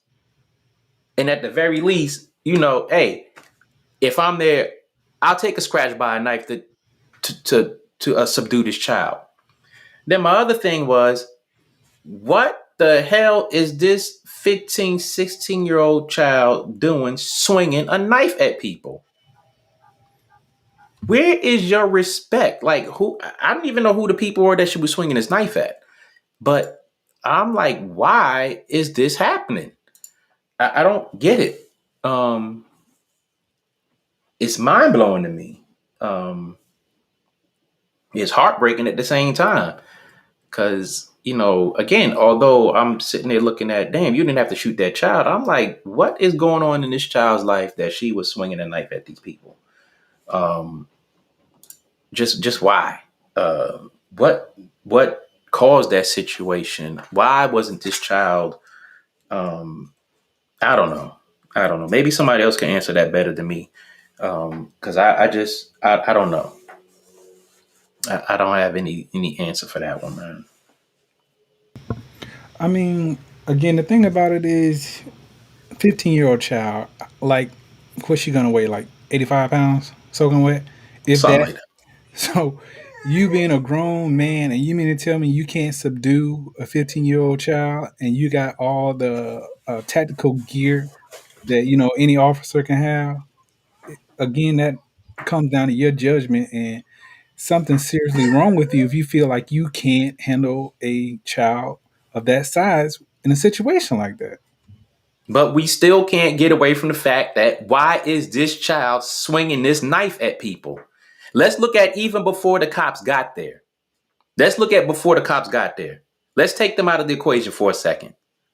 You have several people around this child. Several around this child. So yes, we want to look at the end result of it, but we still have to look at what brought this child to swinging a knife at people. Yeah, Cheryl says exactly what made her feel it was what she needed to do, and was it okay to do? That's my problem. That's my original problem with the whole situation. Um, I just, yeah. Um, as yes, we can say, you a grown dude. You have all this tactical gear, but again, we have to get back to, what was the point? What was the purpose? What drove you? What made you think it was okay to swing a knife at people, adults, and whoever else was there? Like, what was going on in your head? What is going on in your household? What is going on in your life? Why don't you have the respect as a teenager to not do something like that? I mean, again, the thing about it is, like you said, what made her feel like she had to take up a weapon to defend herself? Like, that's the main question right there. Like, was she defending herself because she felt in danger, or was she possibly under some type of influence? We just don't know. But again, the thing about it is, if there are multiple officers on the scene, again, she can't get you all, and plus you got shields and the nightsticks and all that stuff too. So I don't know. I just feel like there had to be some other way of de-escalating the situation besides shooting this shot. But you still have to go back to the fact that before the cops got there, there were several adults there. Several adults. Several. Some of them filming the shit. So again, let's take the cops out of this for a hot second, because no, you did not have to shoot that child. But again, there were still several adults there before the cops got there. And again, what was this child doing with a knife? Like, period. That don't make no sense to me. But I know that's a touchy subject for, a lot of people, and everybody has their opinion on it and their feelings on it. But that goes back to that respect, that self-love, and all of those other qualities and stuff, that self-worth, conflict resolution. That's another thing kids need to be taught: conflict resolution. True. Because as we said earlier, and we don't know if this child was defending herself or the aggressor. None of those were can be answered. But conflict resolution, like, we have to teach our children conflict resolution. Because if we don't teach them conflict resolution, if we don't teach our kids how to de-escalate situations, then we are partly failing our kids. We can't always blame outside sources for something our children should know coming out the house. Like, if my child went out the house swinging a knife, and let's just say my child didn't get shot. If my child went out the house and was swinging a knife at somebody, and for whatever reason the situation got handled, I'm gonna whoop my child's ass. Katrina says, well, the video that she saw, she physically swung the knife at the first victim as she fell to the ground, then turned and started to attack the girl in the pink with the knife, and then the officers. Her to protect the other lives from what she saw. Understandable, being, yeah, and I get that. The video I saw the same video. She's swinging a knife at people. But yeah, self-respect, self-love, self-worth, conflict resolution, and a number of things that should be taught, so that things like that will happen less. True.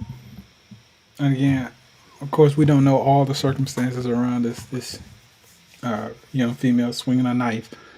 But again, if there were parents there beforehand, what led to the situation where she felt she needed to defend herself by picking up this knife? Like, you don't catch people just picking up a knife, swinging, or trying to protect themselves for the sake of them doing it.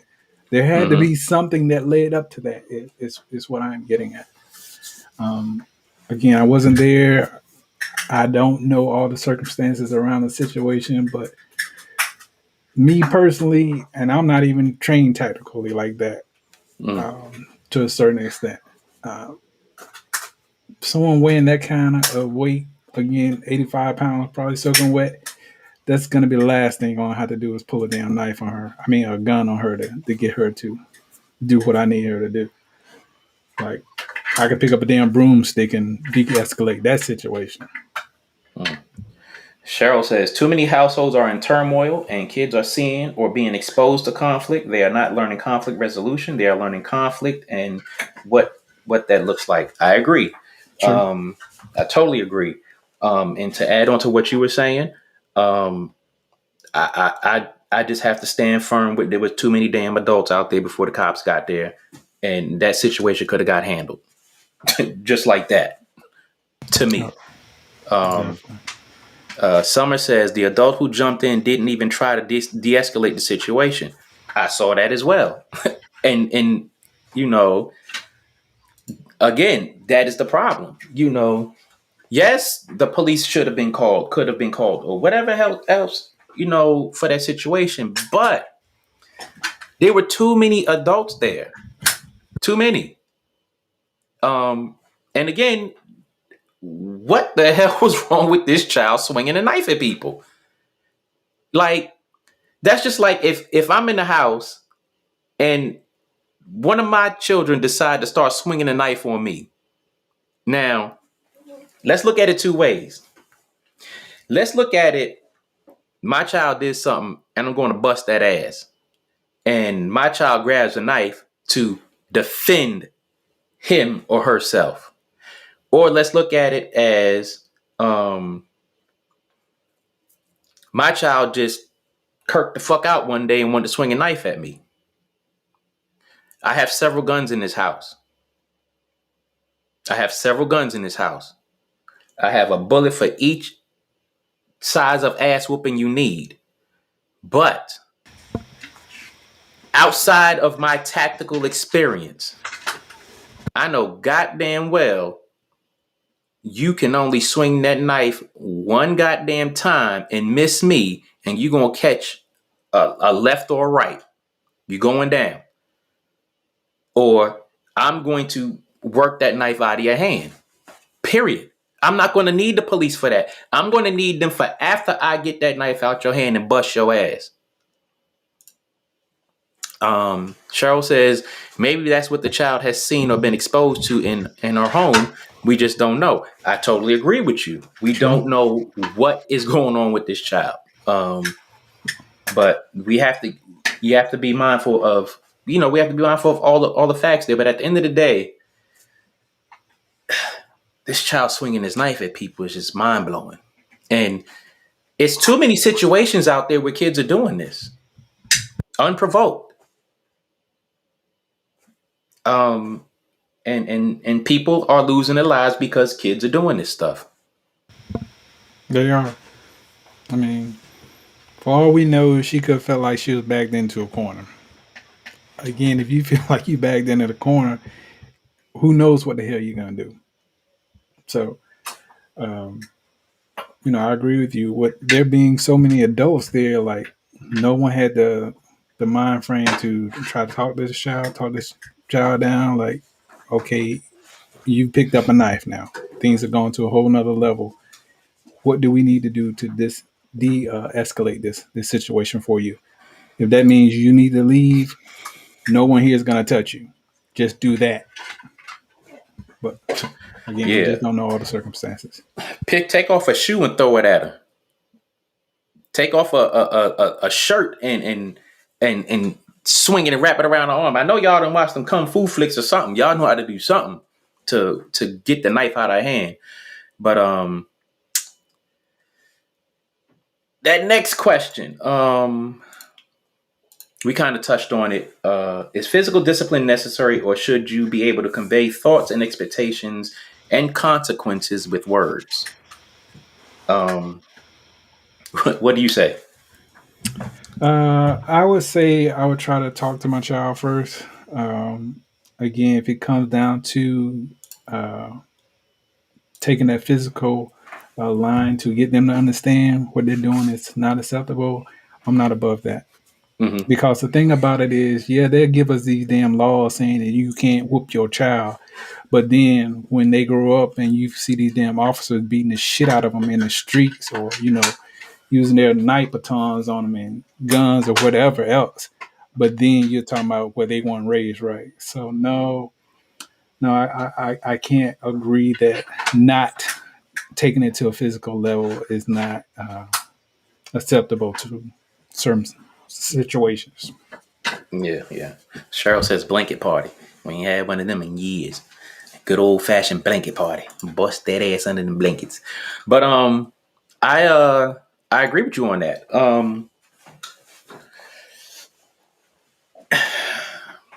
You should start out. I mean, we all start out with our kids saying, no, don't touch, don't do that, before they can fully comprehend.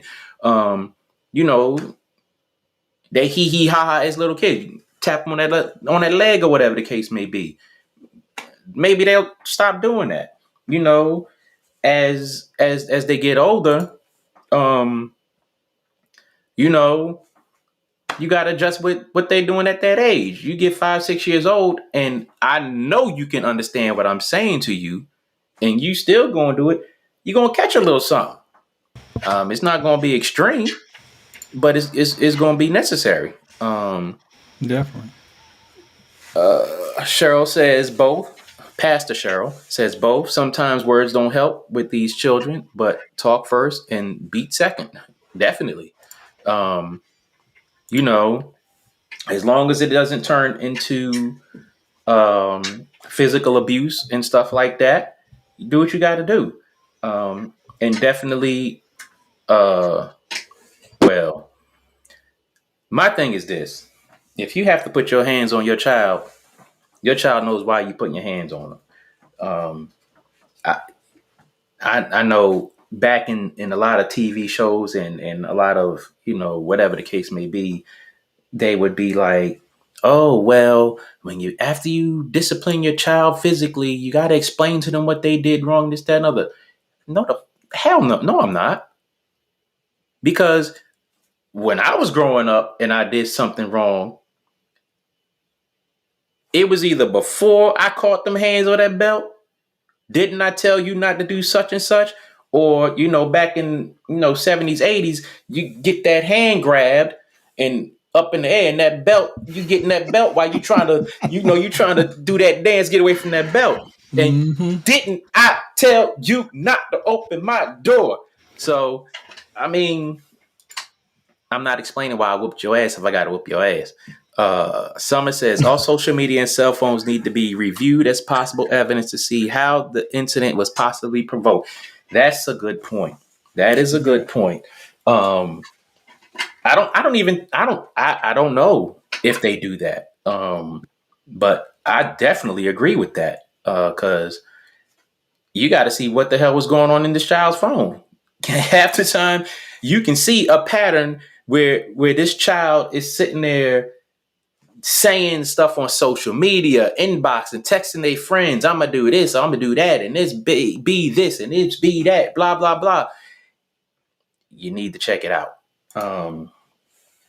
Cheryl says, conversation only works if the child has a healthy fear of a deep respect for their parents. If not, no matter how much talking you do, they probably aren't listening.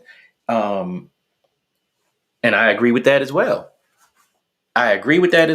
You have to have that healthy relationship, and that child has to have that healthy fear. You have to have that communication with that child.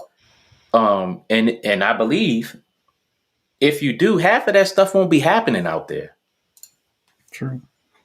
I mean, again, if those kids don't have that healthy fear, as this, we're referring to it as, uh, yeah, they're gonna be off the chain. They're gonna be, going out of their way to do things that they know their parents won't approve of. Hmm. So I think that healthy fear is necessary nowadays. It was Hmm. very necessary back in my day because even some kids, back then, they just made it a point to go out of their way to do, Hmm. mischievous things. So, Yeah.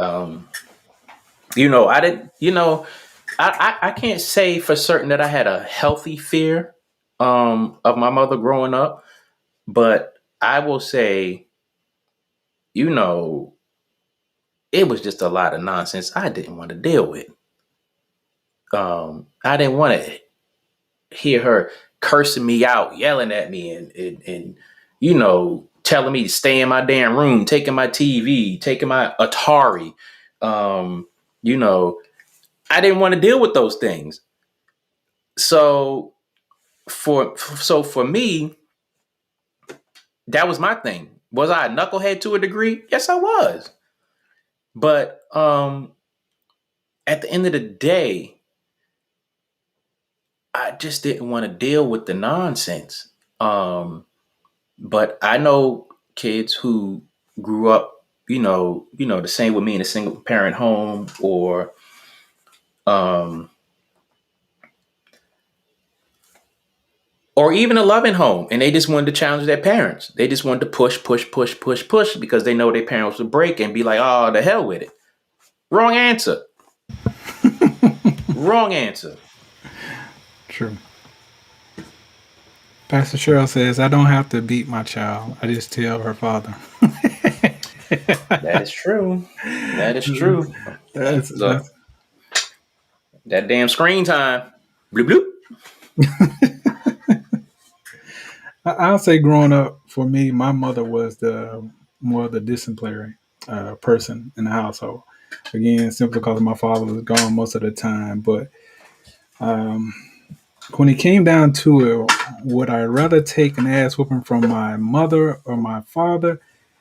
I think I'd rather take the ass whooping from my dad. Mm-hmm. Because my dad, once he, spanks your ass, he's just gonna spank your ass and be done with it.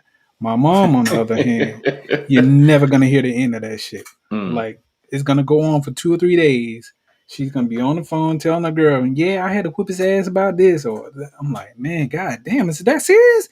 Like I never got that, so I much rather take that ass whooping from my father than my mom. mm. Um, and to go back on the Makia situation, reports mention that she was a foster child who was in the custody of CPS as a 16-year-old to grab a knife. An unhealthy backstory will come out. Yeah, that's true. Definitely. Unfortunate, but true. Um, so moving on from that, where do you think people are going wrong when it comes to parenting? I know we've touched on this a lot. Absent parents, um, not monitoring their social media, uh, what they watch on TV, what they listening to on the radio, um, not no communication with the child, stuff like that. So those are all factors that you know, um, to me, um, that weigh in. Um, some also says it's very possible mentally that she was in her past once grab a knife and before seeing someone grab a knife to protect herself. Yes. But to answer the last question, she just lack of communication.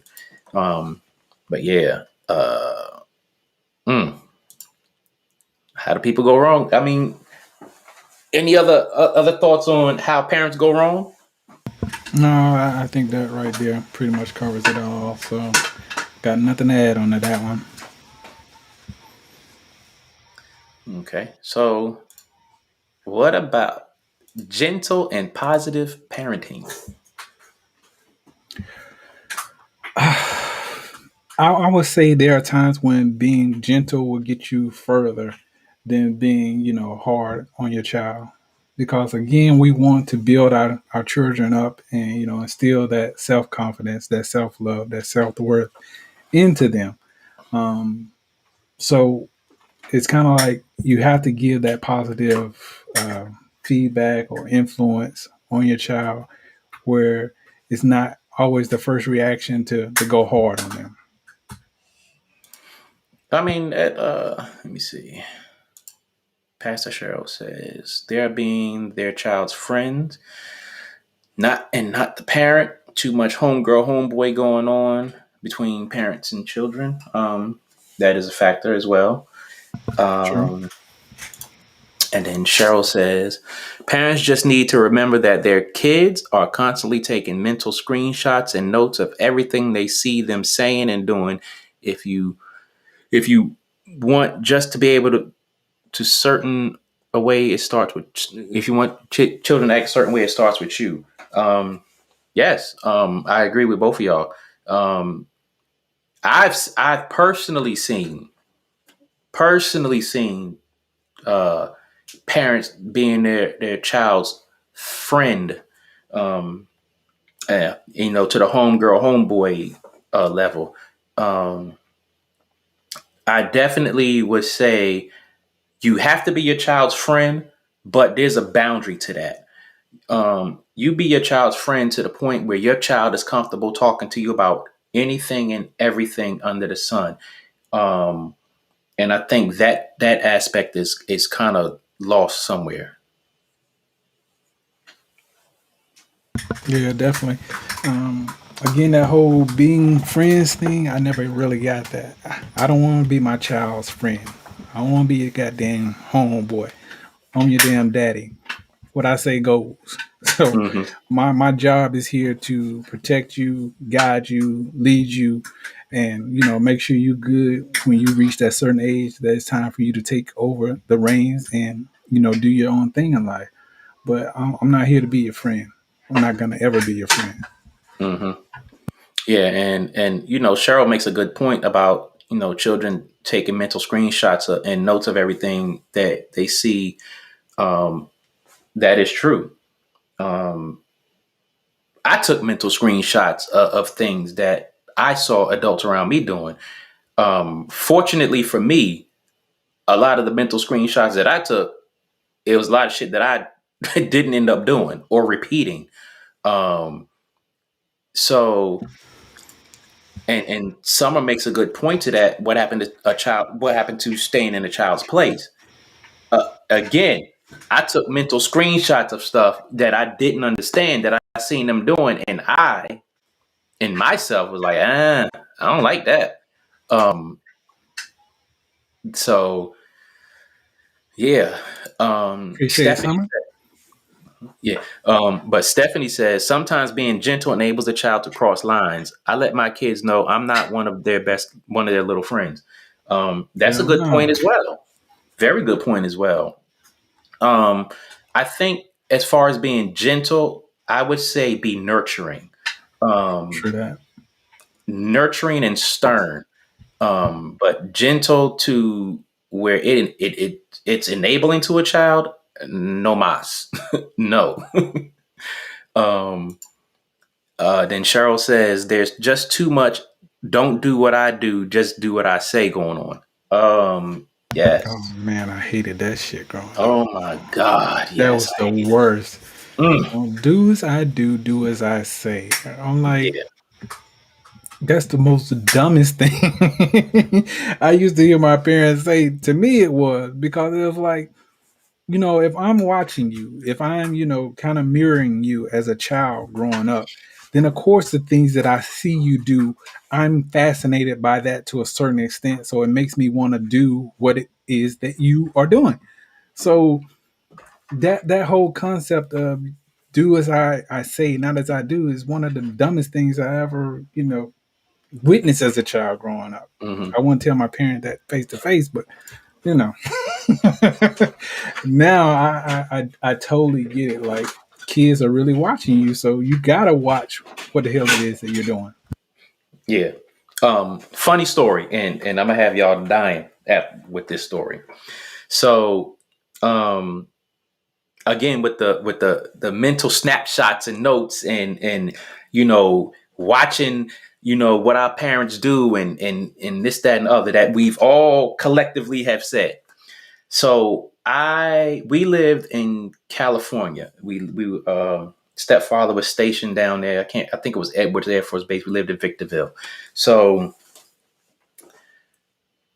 they had some friends, and we was over at their house one day. Uh, so I took a crayon, I grabbed a pillow, and I drew two circles to represent breast and two dots to represent nipples, and I drew a triangle to represent the vagina. Oh my god! And we was in the room, and I was sitting there humping the goddamn pillow because I was taking mental notes and Okay. blah blah blah. And I forgot what the hell she was doing. Um, but for whatever reason, The adults bust in the room, and it's like in our minds, oh shit, man, that was so embarrassing. They made us hump them damn pillows until we was tired. Oh, damn it. But that's one of those. I'm seeing you do it, so it ain't nothing wrong with it. You're not explaining to me that that's not what you're supposed to be doing. Right. So, you know, again, you have to explain, you have to nurture, you have to all of that. Cheryl says that's funny as hell. That is funny as hell. I don't think I ever told that story. I haven't told that story. Yeah, I don't remember last. It's been a long time since I told that story, but that's a true ass story. But but the point is, if you're not talking to your children, if you're not nurturing them, if you're not explaining things to them, then this is what happens. And the end result is not to, oh, you're gonna do this till you get tired. No. Hey, let's sit down and talk about this because hey, you shouldn't be doing that. Boy, I'm glad I'm giving people a laugh on that one, boy. Hashtag humping pillows. But yeah, like Cheryl was saying, they missed a teachable moment. That's definitely a situation to where you have to teach your children, hey, that's wrong. Not fly off the handle and get crazy. Hey, it's a teachable moment, man. That it is. Um, when we see kids misbehaving in our communities, do we still stop and correct them like we used to do? Like, do we still raise them as a village? Now, this goes back to what Katrina was saying earlier. That is something that is really, really lost. It's sad that it's lost. That's something that we all need. It takes a village to raise a child. Hell, I did something. The phone was ringing. If that person didn't snatch me up and do something to me, they was calling my house. And the worst thing that I could ever, ever, ever, ever, ever deal with is hearing my mother from halfway down the damn street. Key! Man. And everybody know, yo, that's your mom. You in trouble. And I'm like, God damn. Yeah. And hey, it took a village. And that's how it was. Yeah, Stephanie says, we lost our villages a long time ago. And Summer says, heck yes, it takes a village. And I'm telling you, your parents too. Look,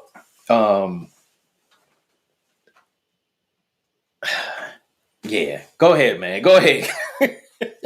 Yeah, I definitely agree with that. Like what you're saying, I can tell you many of instances where my parents found out about some shit I was doing long before I got home.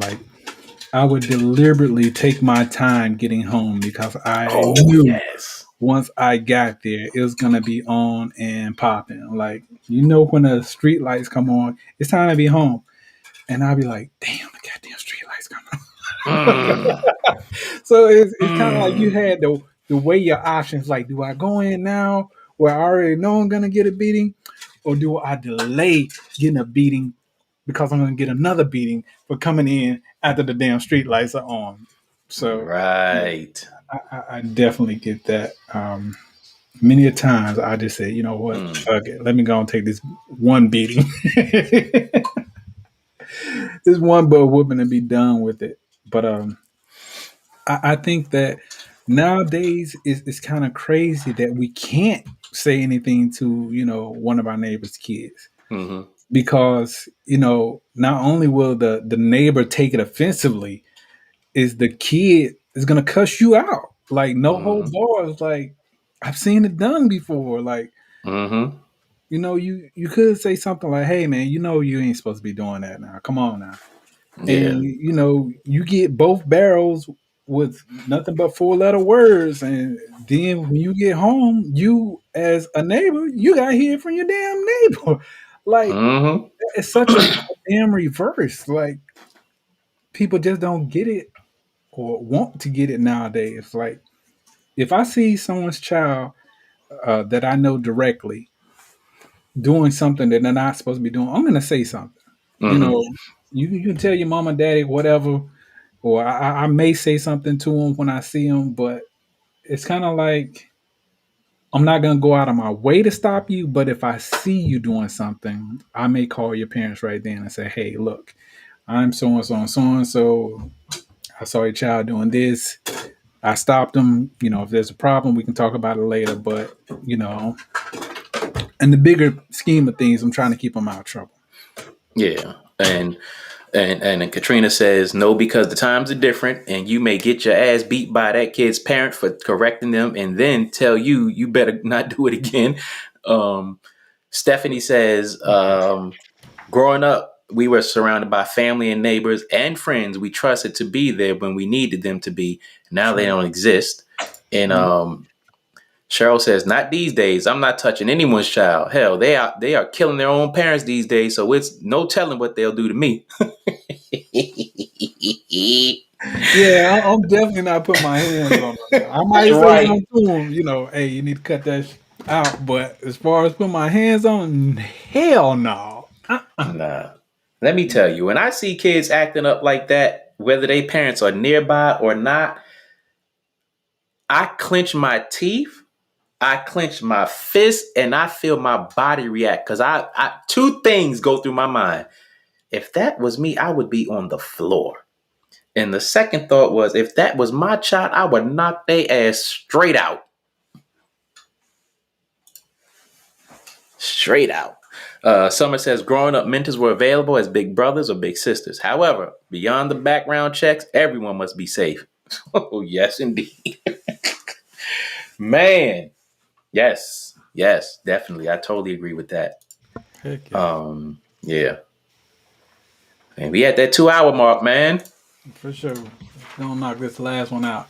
Um, is our community policing still acceptable given today's climate? People taking offense to what they may consider unacceptable public behavior. Again, like if you see someone's child that doing graffiti or something along those lines, is that acceptable? Yeah, totally. I mean that pretty much goes with the previous question. So, I mean, I don't think it's too much more we could throw on that. Um, but yeah, but I think the last comment that we're gonna throw out there, um, explaining to our children that the behavior as a youth should not be carried into adulthood. That goes along with pretty much everything that was said previously: communication, self-worth, self-love, respect, um, dignity, and all of that stuff. Because it takes a lot to raise a child, especially these days, and they gotta learn from somewhere. Um, and it hopefully hopefully society will will change for the better when it comes to that. Maybe, well, not maybe, hopefully, um, these children out here will start listening, find that respect, get their heads out of social media. Of course, it takes us as parents and as adults and mentors and cousins, brothers, or whatever the case may be. It takes us to pitch in. Um, but the dynamics of the world today make it difficult. um, it just makes it hard. I don't know. It's a better way out there. Hopefully, we'll find it. Um, but yeah. So check this out. Before we get up out of here, go rap to y'all before Sun Solex gets back handling his situation. But next week, April 28th. we have a guest host, Sheena LV. She's a poet, entrepreneur. She has a podcast, Only She Podcast. She's going to be joining us next week. We're going to be talking about why do women complain about being sexualized but engage in a lot of social media challenges. So definitely jump in with that conversation. Um, we also have a conversation about life after serving, military vets readjusting civilian life. If you are a veteran and you would like to be a part of that conversation, please, please, please hit us up. Let us know. We would love to have your input. I think this is a topic that will go a long way for a lot of people. Um, and another topic that we have, um, um, the importance of financial literacy. We're going to be locking down some guest speakers for that. So definitely stay tuned for that conversation when that's coming up.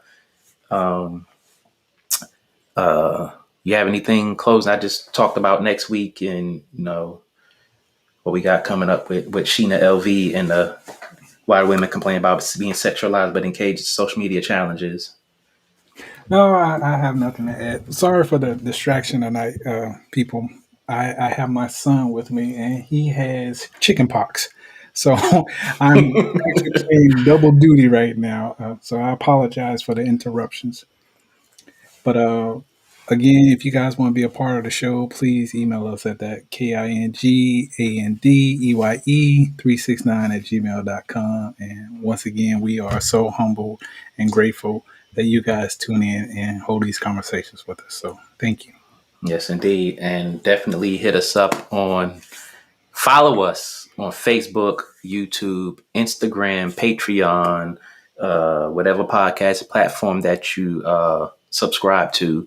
Um, if there is a topic that you would like for us to uh, throw out there, email it to us, text us, inbox us, whatever it is, that topic. And definitely give us a few talking points on it, so that we understand where you're coming from with that topic. Um, and stay tuned for what we have coming up. Oh, I would be remiss if I didn't say that we have merch coming. So Yes. once we get that locked down, we're gonna have some giveaways and stuff like that. And but in the meantime, in between time, do you have anything else, my brother? Thank you, Pastor Cheryl, and thank you, Katrina. Appreciate it. That's it for me. That's it for you. That's it for me. And it's the King and I Life podcast, and we out. Peace.